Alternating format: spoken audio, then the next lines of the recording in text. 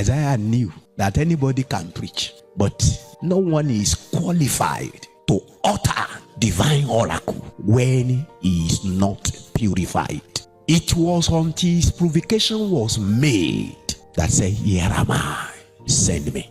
I pray again, may God make all of us to be prophets.